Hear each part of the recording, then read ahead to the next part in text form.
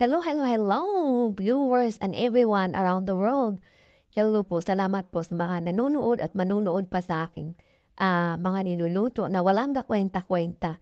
So ngayon magluto tayo ng fried rice or Thai fried rice. Gaya-gaya ko to. Ngayon, imbes na iuna ang hipon ay nahuli ang hipon dahil nagmamadali na po ang ating chef or ang tagaluto, which is ako, Char. So ngayon, o yan, sino ba ang nagluluto na imbis unahin ang hipon, inahuli ang hipon? Of course, una dyan, mantika, olive oil po ang ginagay ko dyan, and then garlic, and then itlog, and then imbis hipon or shrimp, nauna ang itlog. So, dahil sa nagmamadali, buti na lang may dumating. Dumating yung bisita po, sabi niya, bakit hindi mo i-video? Sabi ko, sige, video mo. And then, ayan, ito po ang nangyayari sa aking pagmamadali na magluto.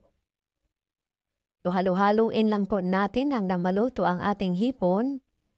And then, pagkatapos niyan, lagyan po natin ito ng white pepper and fish sauce, soy sauce, at saka sugar. Ayan, dinagdagan ko ng itlog kasi medyo marami yung lulutuin ko. So, yun lang po ang ating ingredients at saka cilantro or ano pa ba yung isa? Cilantro at saka yung spring onions.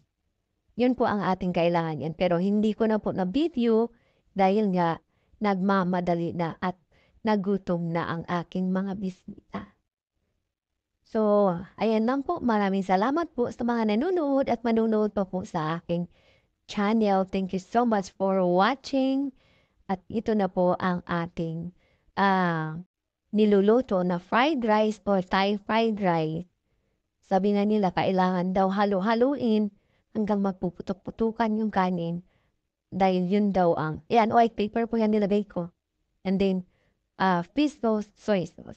To all you guys, thank you so much for watching. Don't forget to like and subscribe.